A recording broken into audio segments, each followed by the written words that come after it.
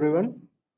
So last class we had discussed mostly the orthographic projections part, and whatever needful concepts we can say, those already we covered in the last class.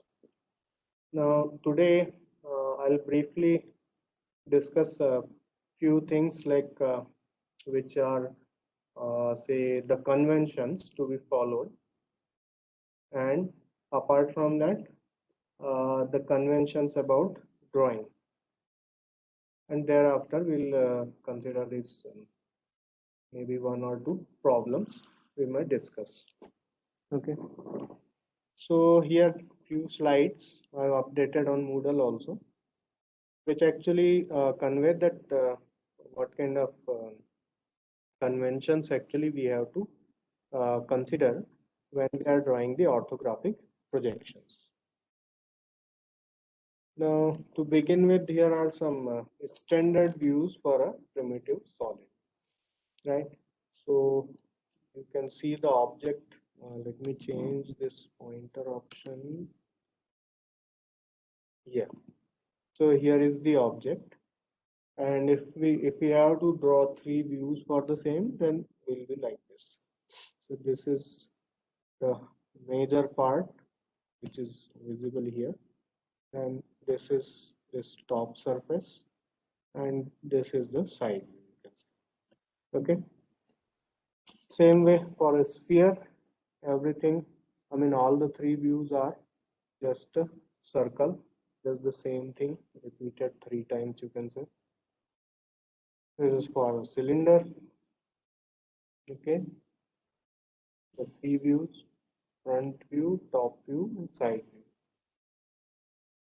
And for the cone, again, I mean, it's already known thing: front view, top view, side view. Then here we have a rectangular block which has got a hole also, right? So for that, again, three views have been given. So this face, when we are looking towards this face, that gives this front view. Corresponding to the hole, you see, there is a center line marking the center of the hole, and these two dashed edges mark the what do you call boundary line of the surface of this cylindrical hole at this location and at this location, right? The same is marked. You can see how is it marked in the top view. Top view, this hole is looking like a circle only. So we mark the circle, and then with the center lines we mark the center. So this thing you can see is done here also, or here also, and the same has been done here also. Okay, and since this was symmetrical, so you see we have a center line, and then at the two sides we have shown the two dashed lines, and this is the side view for the same thing. Here the thickness is less and the hole is quite bigger, so the dashed lines are closer to the boundary. Okay, so these are the standard views. Now here we see the orientation. So in this slide, actually what is being depicted primarily is that suppose we are trying to draw the orthographic views for any object. So then which way we should be placing the object, right? When our purpose is to have its three views, generally three views, right? May differ from place to place. So suppose we have to have its standard three views, then how to place it in any quadrant, maybe third quadrant or first quadrant. So here actually this has been placed in this box kind of thing, like we have seen in the last class. It is actually inclined more or less with all the planes onto which we will be projecting it. It's not, none of the surfaces are parallel to it. So then what will happen? You will have some views in which so many overlapping edges will be existing, like you can see in this front view. Okay, so this kind of orientation is not called a good orientation. We are not supposed to keep it like this for drawing the orthographic views. And this shows a good orientation, right? So you see the front view and side view or top view, if we consider, all are very distinct.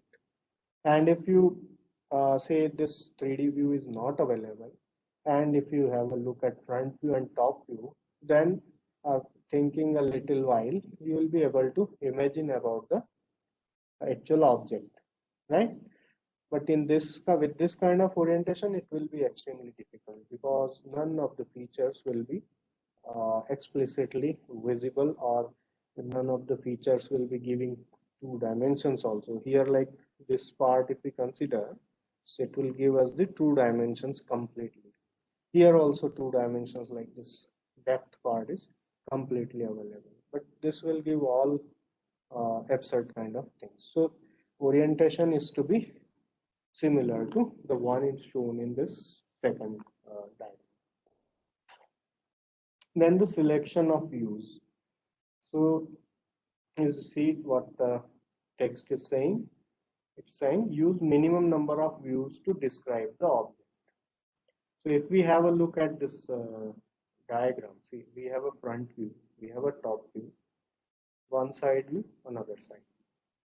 So what actually is being mentioned here is that once we have front view, top view, and one side view, beyond that, any if we draw the side view again, it will be merely repetition of whatever we have. Okay, so it will not give any kind of further fruitful information which will be useful. So that need not be drawn. So front view, top view, and side view are one side view are sufficient. The same goes for the this case, right? And here again you have front view, top view, and two side views. So one side view is not giving any additional information, one thing. Also here it's mentioning select the most descriptive views. So these three are describing finally one thing. Then you see in this view, if you consider, this is drawn when we are looking from this side. We are looking from this side towards the object. Okay. So looking from this side, this face actually is visible to us. So you see it's marked with a solid edge. So this is a better choice rather than drawing this view. Okay. So if we have to choose either this or this, one of these two, then we have to choose this one when we are looking from this side towards it. Okay. So yeah, this is about the view selection. Then beyond this, we also have some conventional practices about drawing the holes, ribs, webs, etc. So some of these examples we'll see in the coming two slides, right? These you can keep in your mind. So now in these two diagrams, what we see is we have these discs. Here we have a disc which is having 4 holes, and the holes are located uh, equidistant from the center. So if we can draw a circle, then about this center they have a distinct angular placement, right? If we compare, after every 90-degree interval we have a hole, so they are evenly spaced around the complete 360-degree, right? That is one thing, and their distances from the center are also same. Okay, so symmetrical, we can say these are 4 symmetric holes, and then they are at certain radius away from the center of this disc. Fine. Now let us see the two views which have been drawn over here. So we have the, say this is the front view, this is the top view. Now if we draw the actual front view for this, it actually will look like this, the below one. We have this front view and we have this also front view. It's drawn again just for the depiction purpose, that which one is correct. So if actual we draw, then it will look like this. Okay, so first of all, corresponding to the thickness, we have outer boundary looking like a rectangular boundary in this, which is drawn with the solid edges. Then we have this hole, and this hole will be exactly behind this. So only this will be visible. We'll have this center line drawn, then the dashed lines to represent the endpoints, that is corresponding to this location and corresponding to this location. So this is completed for the central part. Then we have this hole here that is marked here. We have this hole here that is marked over here. So in this now, if we say consider this disk as a whole, then actually these all holes, none of these is at the center. They are actually away from the center at the same distance, and then on this circular arc or on this circle at equiangular spacing they have been placed. Okay, so this presence of this circle, depiction of this circle over here, this actually gives a false impression that there might be a hole at the center. So that is why if we have a symmetrical object like this, then we'll only show hole over here, a hole over here in the front view, and the center one will not be shown. So that's what has been shown. If we go with the exact convention, whatever we have discussed last class, by that if we go, then we have to draw this. But since this does not give us any additional information, holes are as such placed close to the boundary. So this location actually lets us understand that thing, like this location of this hole depicted here, that lets us understand that okay, how much close to the boundary it is. And the same goes for this, right? So this is not to be drawn. Likewise, now for this case, if we consider, it has got 3 holes, right? So if we choose the configuration so that this one of the holes is at this location, then neither of these two will be at the opposite location of this, because we have got only 3 holes. Here we had one here and one here. Here if one is here, none of these two will be at the similar opposite location, right? Again, as per the actual placement, if we draw, then one hole will be shown here, center of the disk shown here, and the other hole will be here, like this one, and this one again will be in the overlapping position, and it will be marked here. But this again does not give us any uh, fruitful information in particular. So the conventional practice is that this thing is to be rotated and brought to this location. Of course, this you have to do only in your mind. Effectively, this is to be assumed to be here and then drawn. So that means we'll depict these two holes symmetrically about the center line, right? And this actually will be depicting the location as compared to the boundary where these are placed. Okay, so this will be the symmetrical placement which we have to follow, and not this one. Okay, now here we have again the similar kind of situation for some one particular object as shown. So we have a cylindrical pipe which has got these lugs attached to it. So we have got these 3. So situation will be similar to what we have had here, right? So here what is being done is here we had a front view and a top view. Here we had a front view and a top view. Okay, here a front view and a side view is being drawn for this case. So now if you see this diagram, this gives a projection when we are looking from this side to this object, then we have this kind of projection. So corresponding to this cylindrical part, we'll have this view here for the cylindrical part, and then these lugs are attached. So these are symmetrically placed, like one here, one here, one. Now if you go about this view, suppose I assume this to be the front view, then this will become the side view. The actual location of this lug is something similar to this. But again, we don't draw it like this. Rather, we draw it symmetrically here as well as here. Actual position will be something like this, but we are supposed to draw it like this. Again, because at the periphery, what kind of shape is protruding out, that is what we are trying to represent. Okay, their actual locations will get from this, right? Actual locations we get from this view. This symmetrically shows us the overall presentation or their placement on the object. The same goes valid for this thing also, right?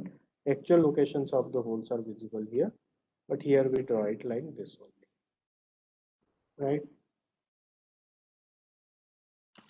Then we have further one more slide about this conventional practices. So again, we have this object, again some component to be attached somewhere.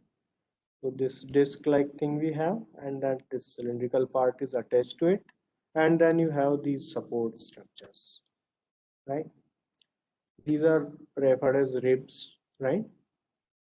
And if we have a larger number, then sometimes it's referred as web also, if these would have been connected with each other. Now, since these are individually connected to this cylindrical part and this part, so we are calling them ribs. So these ribs are support structure. Now for this case, again, if we draw it, then like we have discussed in the previous slides, one rib is here, one is here, one is here. Okay. So we don't draw as per its actual location, rather we draw it symmetrical here and here. This view gives us the actual placement, one here, one here, one.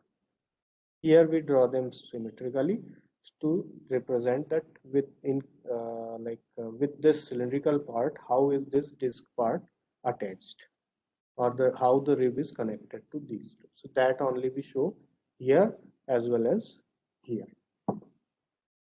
Same is true again for this. So we have now additionally these three holes, right?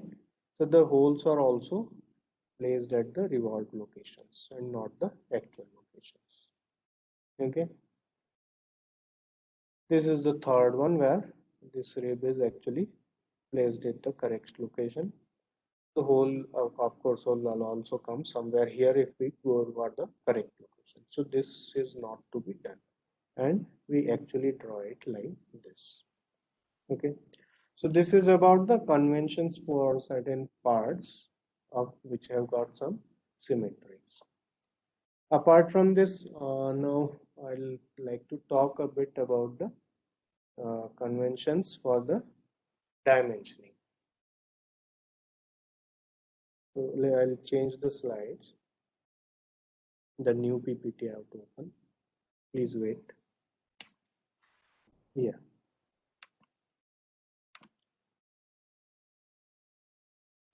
So for this one, I don't have very good images. Excuse me for that. But this will give a overall understanding about the complete thing, right?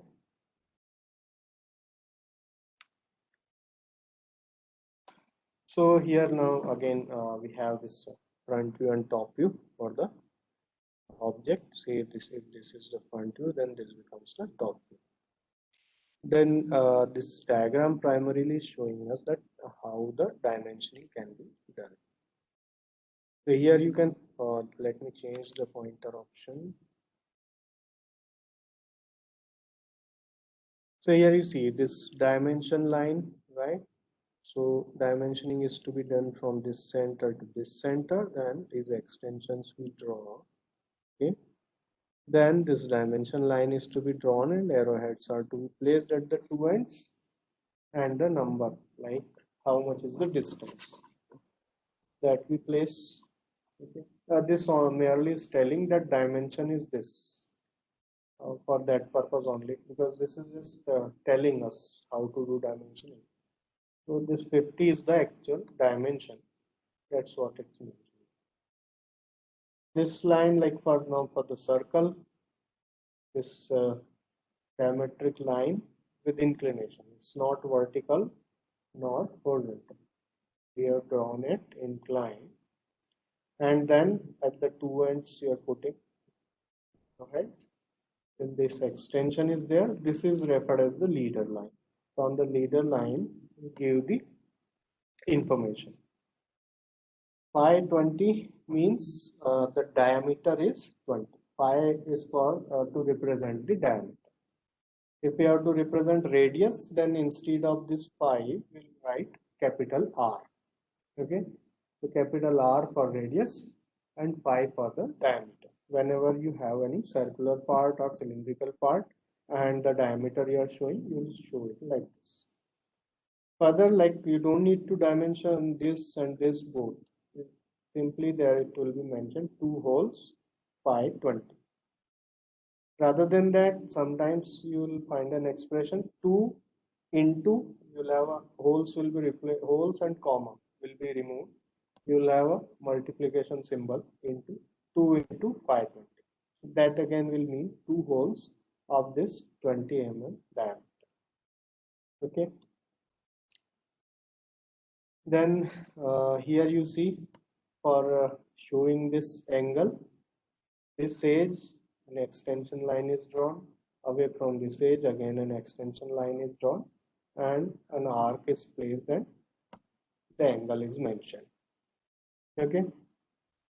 We see all these lines if we consider, no, like this extension line or this extension line here.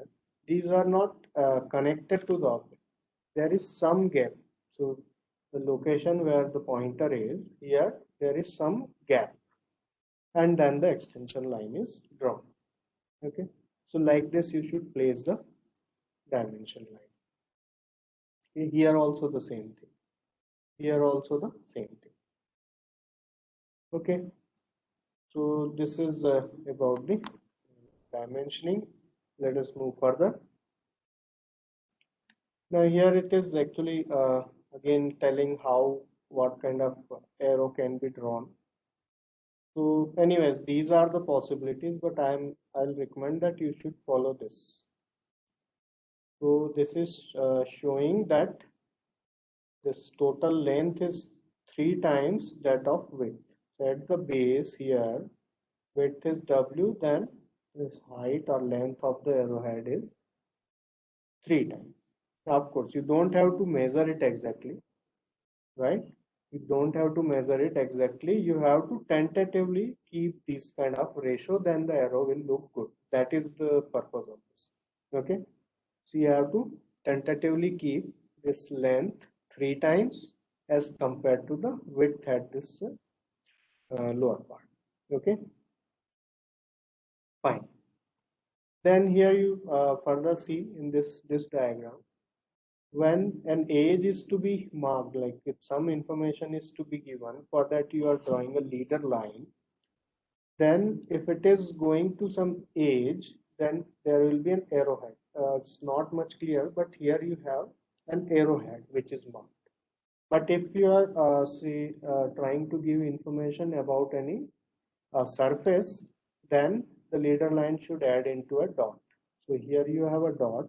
This actually means that something is being informed about this surface one.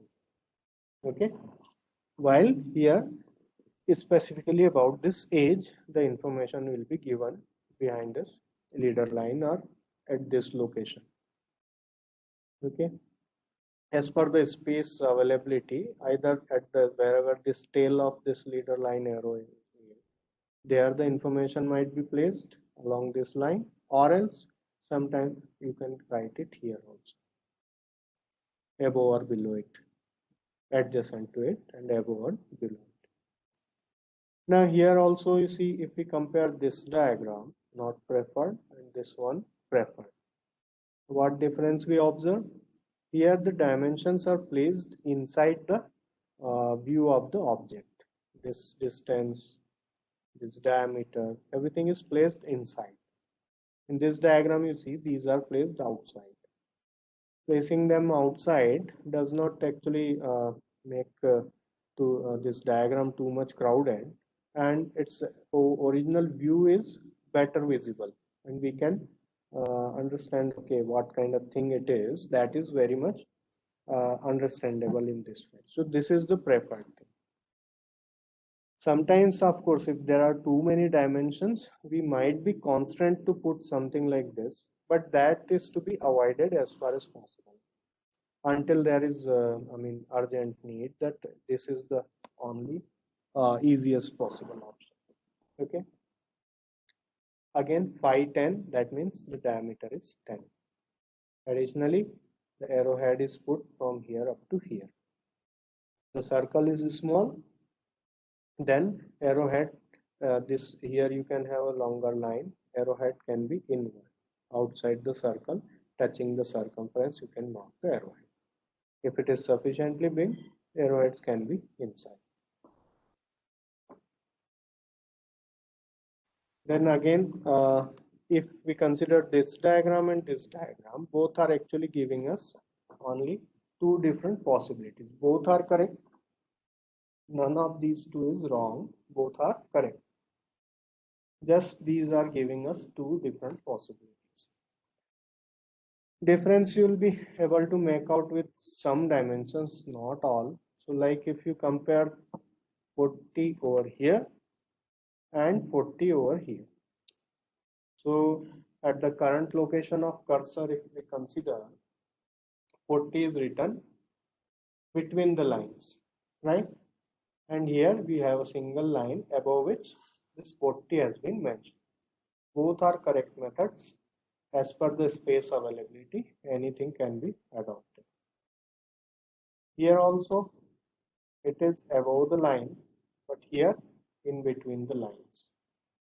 Advantage over here is what? When you are placing it in between the lines, we try to write these numbers which are say having an orientation for ease of reading. Generally, we can go ahead with this kind of thing. Here it is placed just the same way like it is done for the rest of it, but the orientation is changing. Okay. If you're placing it here, then you have to write it like this one. Here, if you write this orientation, it might be fine. But for this case, you have to write it like this one. Here it is perpendicular to this line, the number orientation. Here also perpendicular to this line. Here again, this is not preferred, this is preferred. So you see here what is happening, we are drawing this line, then it's unnecessarily coming out from this boundary. So it's intersecting the original boundary, one of the boundary line, intersecting it, coming out. So this is not a good thing to do. Here this is an error. No, this has to be 25 or this will be below 1 will be 15. Sorry about that. So, but this 25 has to be placed here. So then it is not actually having any overlap anywhere else, right? Or intersecting lines. Then similar thing continued further. These are two drawings of the same thing. This is referred as wrong. And the reason you can see, we always have been discussing earlier also, the dimensions we don't have to give here. So millimeter is written everywhere. This is not the correct thing to do. Okay. So rather than that, what we do is we give this information separately, that all dimensions in M. And then here only the numbers are to be mentioned. Right. So this is what need to be followed. Also, as I had mentioned, if this line is drawn continuous, then this 20 has to be have orientation perpendicular to this line. Okay, here also. And then if you choose this orientation here for this 20, the same orientation should be followed here also. So we don't change it everywhere. Okay. Then again, this is the one more comparison, wrong and right. This is incorrect, this one is correct. And the difference again you can observe.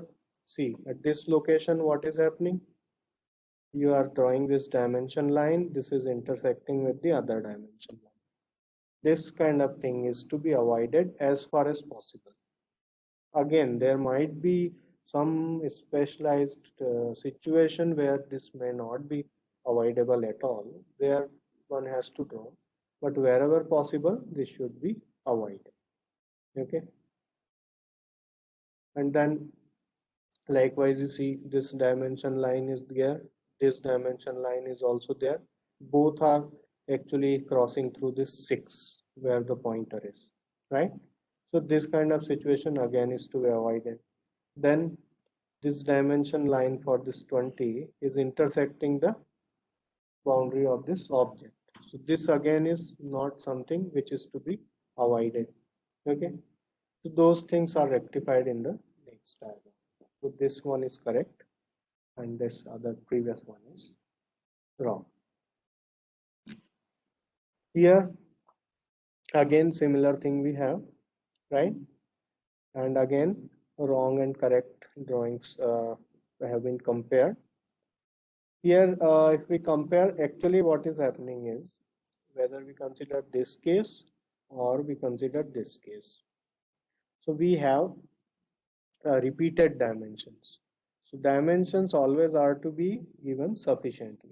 Suppose you draw 3 views, then distribute the dimensions in all the 3 views, but you don't need to repeat them. Something has been dimensioned once, it is enough. Now if we consider this diagram, what is happening? You see this 10, this 15 and this 20. So the total distance as such is available. So this 45 additionally is not to be written, right? If we are dimensioning from here to here, then from this place up to this place, okay, and again from this location up to this, that is giving individual dimensions of these different features and also the total dimensions. So this total 45 is not to be placed, so that is removed in this. Same is true for this. See, I had earlier mentioned, no? When we are mentioning the radius, then capital R is to be used. So that is what is used here. So this R10 means this arc, this is a circular arc having the radius 10. From this center, having the radius 10. Here you have this distance 20, this 30, then again a circular arc, and this is having the radius 15. So you see now if we have to consider the total length, so these dimensions in this diagram are giving the total length also. So that need not be mentioned again. If we add up this 15, 30, 20 and 10, we get the total length. So that is not to be given. So it's removed in this diagram. Okay. Thickness of course will be available in the other view only. This view cannot give the thickness. So thickness is available in the other view. So I guess up to this will be sufficient. So in this dimensioning slides, I have uploaded these also. So initial 5 slides you can actually refer for now.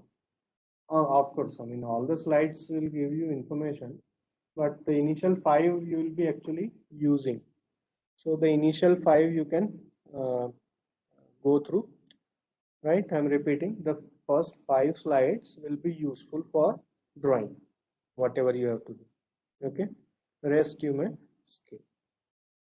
So with this, the 2 particular things like about the conventions for which have to be followed for the dimensioning and the conventions about the orientation or for the case of symmetrical objects, that is now done. So beyond this, now actually I have a few problems on the slide. It's uploaded also. So those who want to continue with me, we can try them here. It takes a bit time here. So we can try those problems, right? So maybe I can stop the recording